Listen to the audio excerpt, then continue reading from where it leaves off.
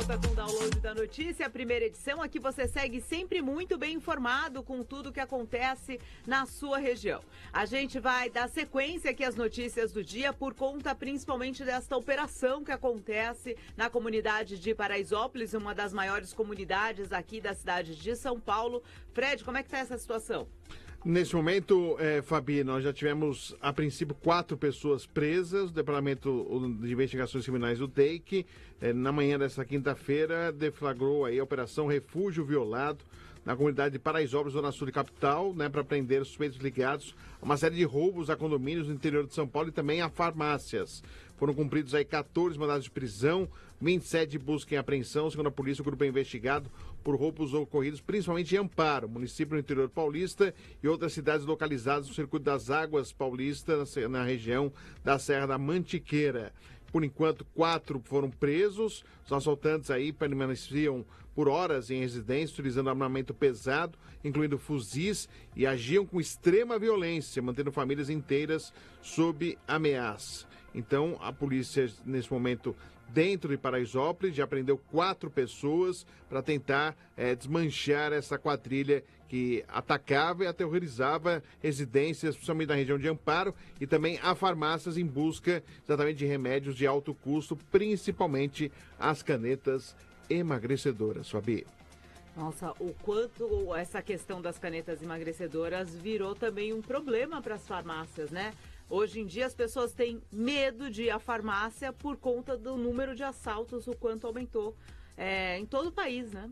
Existe uma preocupação, do pessoal do sindicato de farmácias e do pessoal que trabalha com a área farmacêutica, principalmente da segurança à noite. Porque a maioria dos assaltos, por exemplo, na capital paulista para canetas emagrecedoras acontece na madrugada.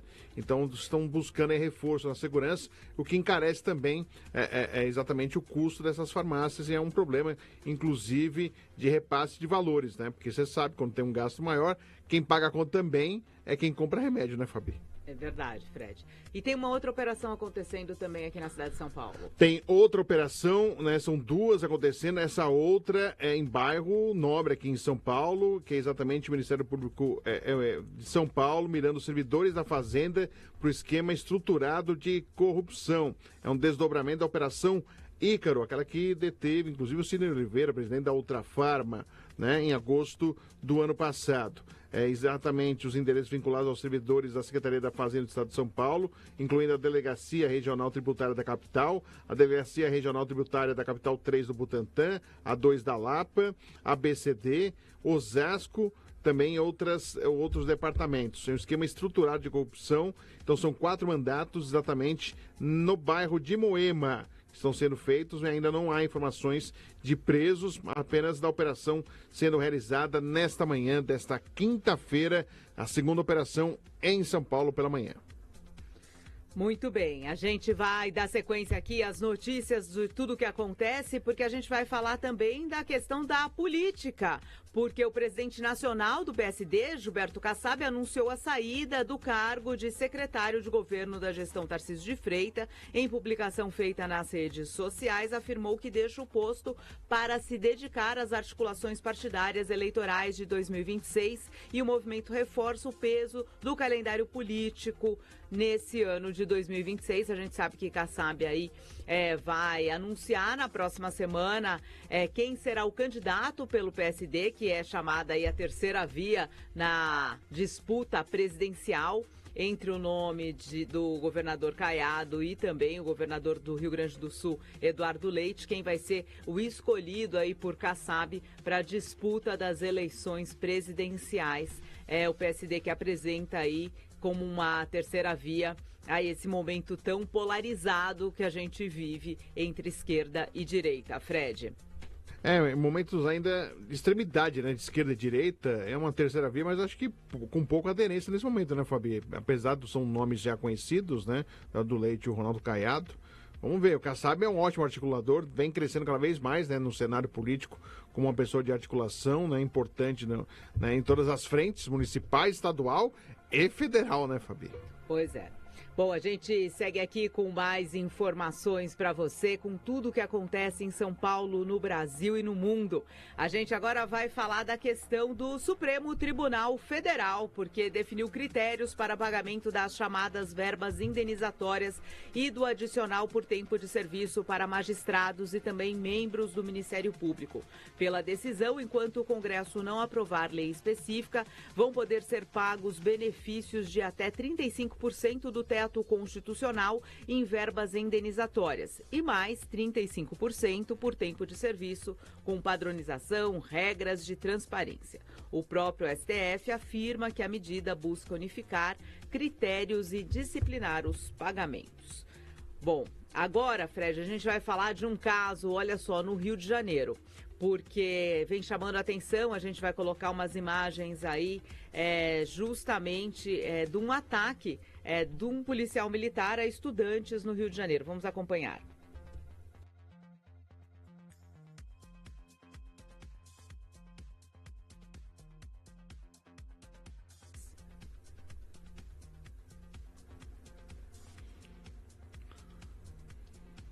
A gente tem ele no ponto? Bom, enquanto a gente... Vamos falar um pouquinho como é que está o trânsito aqui em São Paulo, enquanto a Ali coloca no ponto esse vídeo. Vamos sim, Fabi, o trânsito aqui na capital paulista, nessa quinta-feira, que muita gente fala que é a nova sexta, né? Zona Sul de São Paulo, 169 quilômetros de lentidão nesse momento. Zona Oeste, 152 quilômetros de lentidão. Zona Leste com 63 quilômetros de lentidão. E a Zona Norte, 56 quilômetros de lentidão em São Paulo. Em relação aos corredores de ônibus, centro-bairro, 21 quilômetros por hora é a média velocidade, então é sinal verde por parte da SP Trans. Já do bairro Centro, uma dificuldade maior, velocidade reduzida, 17 quilômetros por hora é a média da velocidade para quem vai do bairro para o centro aqui em São Paulo. Então, por enquanto, nos corredores também um pouco mais difícil para aquele que pega o ônibus e vai do bairro para o centro, para o seu trabalho, para o seu compromisso. Nesta quinta-feira, trânsito mais carregado na Zona Sul e na Zona Oeste. Fabi. A gente dá sequência, agora temos o vídeo no ponto, agora sim a gente tem o vídeo no ponto desse policial militar que agrediu estudantes em um colégio estadual na Zona Sul do Rio de Janeiro. Vamos acompanhar. A gente acompanha aí as imagens desse policial militar que agrediu pelo menos 2 estudantes dentro de um colégio estadual na Zona Sul do Rio no início da manhã de ontem. Parte do episódio foi gravada e postada nas redes sociais. Esses estudantes faziam um protesto aí na escola e aí as imagens gravadas dão conta justamente da agressão desse policial. A polícia foi chamada pela diretoria da escola por conta do protesto, mas a polícia, que era para apaziguar, chegou lá batendo mais do que os estudantes que só protestavam. O estudante tem direito de protestar, não Claro tem, que Fred? sim, né? Numa sociedade democrática que vivemos, pelo menos na prática, deveria existir um protesto sem violência, livremente, né? Mas o cara deu aquele famoso telefone, né? Deu um tapa na orelha que realmente fica ocupado depois do sinal, hein, Fabi? Bom, esses estudantes protestavam porque uma aluna teria sofrido assédio por parte de um professor e por isso acontecia ali o protesto. Segundo informações, o subtenente do batalhão de choque Ricardo Teles Noronha Júnior, que estava de serviço de segurança, também já foi afastado. A escola tinha solicitado realmente um reforço ali por conta do protesto que acontecia. O caso é antigo, recentemente estourou e ficou abafado. O que acontece na escola, também houve aí o afastamento do professor que está sendo acusado aí desse suposto assédio a uma aluna. A tentativa de diálogo não ocorreu aí dentro da escola, mas não tem nenhuma agressão que justifique. Os estudantes estavam ali protestando, acho que totalmente pelo que as imagens mostram, e não existem outras imagens e nem uma posição da escola que essa manifestação não tenha sido pacífica, uma manifestação realmente no direito que os estudantes têm, principalmente diante de uma situação como essa, né, de assédio de um professor com relação a uma estudante. E aí essa postura, né, de quem deveria aí ter aí principalmente a ordem, né, manter a ordem proteção, na escola, né, de proteger, e proteção também da sociedade.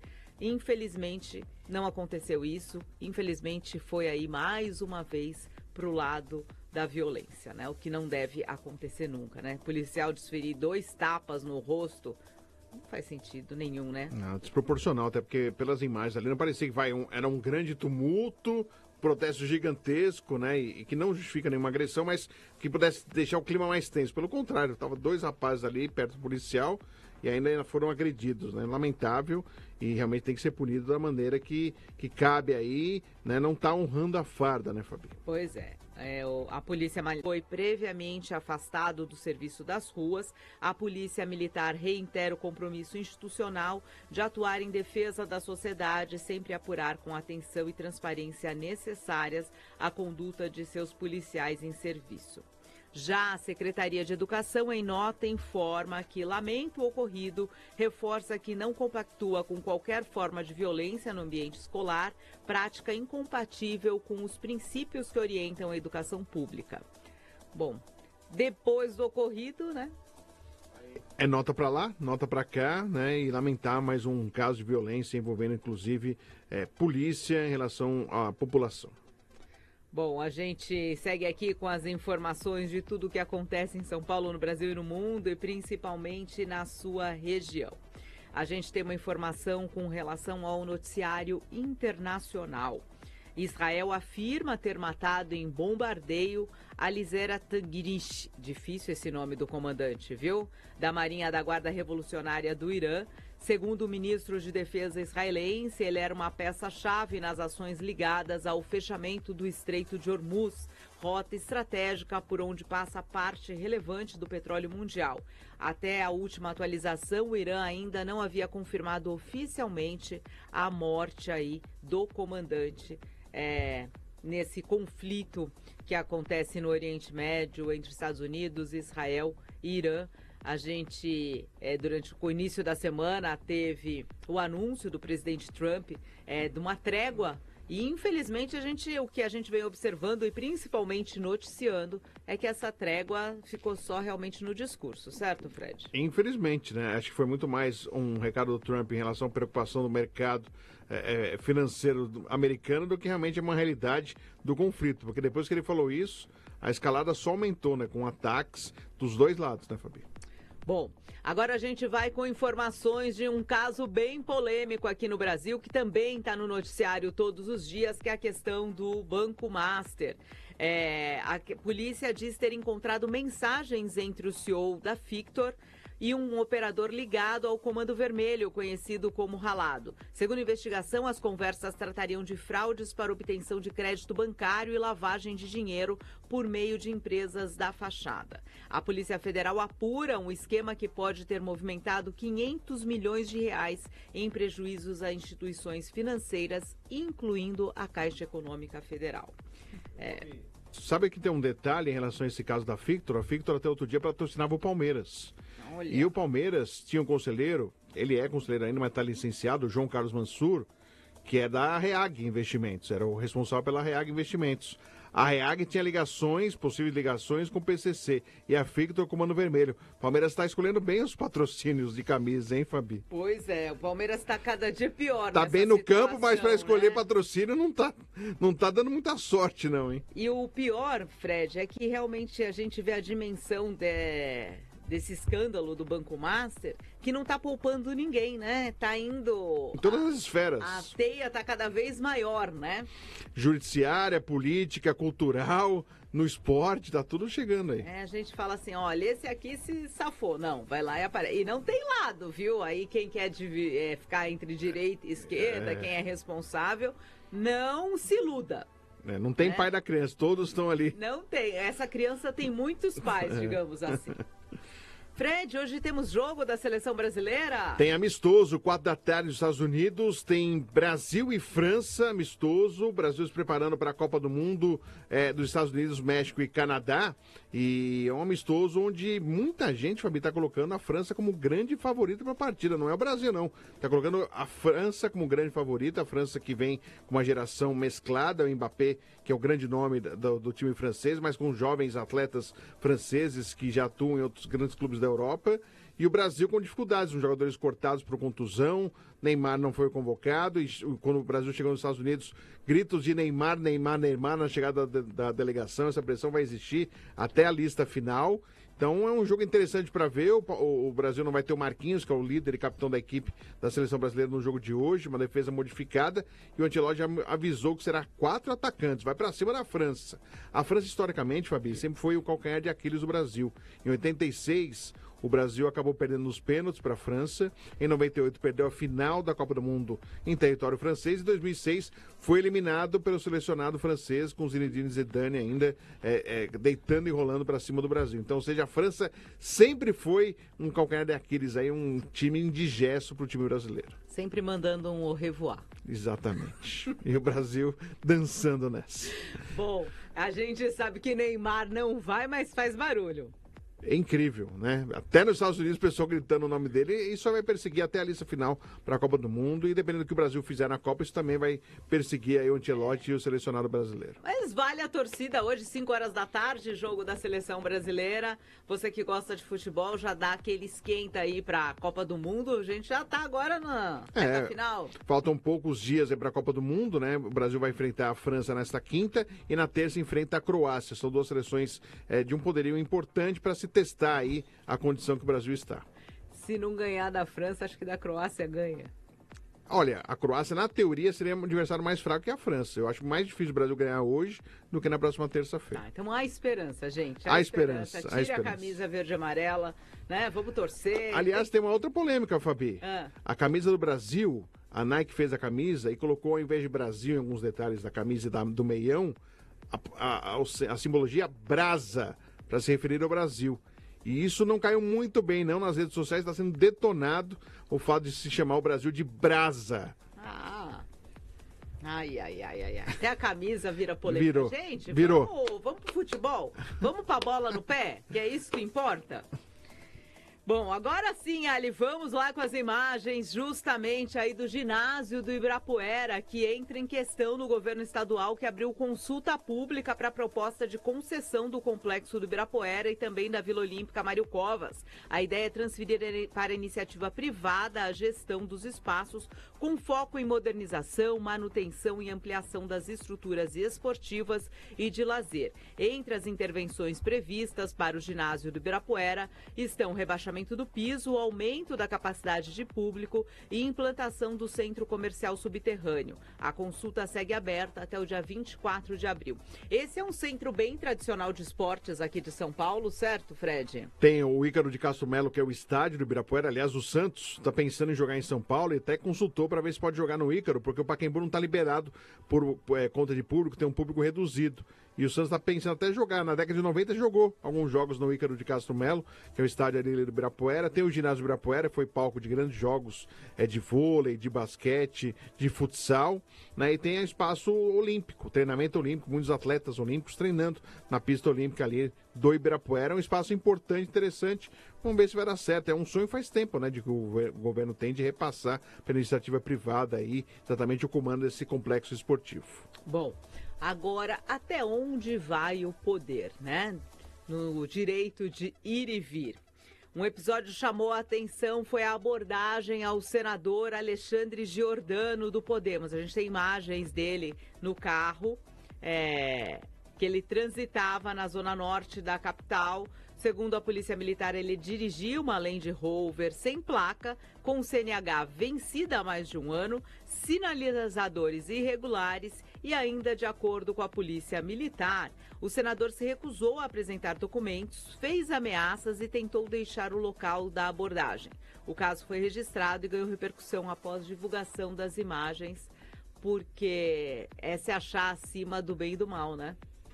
Ele estava todo errado, né, Fabi? Todo errado. Todo errado. Sem placa, sem habilitação, usando giroflex também, como se fosse polícia. Tava todo errado, ainda começou a filmar, querendo mostrar como se fosse abuso de autoridade. Um absurdo. Então, aí, inverter a situação, né? Como inacreditável. a polícia fazer a abordagem. Porque realmente, quantas vezes você não está no trânsito e passam, né, carros que não são carros oficiais com esses giroflex. Exatamente. E a polícia tem que fazer a abordagem até por questão de segurança. Aí pegam uma pessoa que está dirigindo sem habilitação, além de estar sem habilitação, com a placa também sem placa.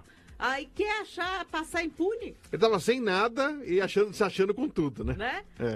Fazendo algo assim, usando realmente a sirene. Não é porque ele é senador que ele tem direito de usar, ele não é polícia. Ele tem que dar exemplo, é o contrário do que ele fez. Né? E aí achar que porque ocupa um cargo de senador, e aí sim que ele deveria dar mais exemplo, porque ele foi eleito ali pela população. Exatamente.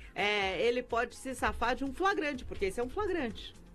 Né? Fica aí a dúvida e principalmente, mais uma vez, como eu sempre falo aqui para vocês, pesquisem antes de votar, façam escolhas certeiras, né? Pesquisar o histórico do seu candidato vai fazer toda a diferença depois na hora que você vai poder também cobrar e aí quem está na expectativa de um país melhor. Temos mais informações, Fred? Temos sim, Fabi, só um detalhe, né? Que tudo bem, eu tô vivendo uma utopia, mas um caso como esse tinha que ser passível de perder aí mandato, viu? Acho que deveria pensar se... Sabe, porque daí é só assim que a pessoa aprende, né, a nunca mais abusar do poder. Ainda sobre a operação que aconteceu aqui em São Paulo, a operação do Ministério Público, Fabi, já foi mostrado agora, os mandatos da Polícia Militar teve apoio, 22 mandatos de busca e apreensão, o esquema estruturado de corrupção envolvendo servidores da Secretaria da Fazenda do Estado de São Paulo, foram apreendidos, já começam as primeiras informações do que foi apreendido. Quantias em espécie de dólares, libras, além de aparelhos eletrônicos e documentos.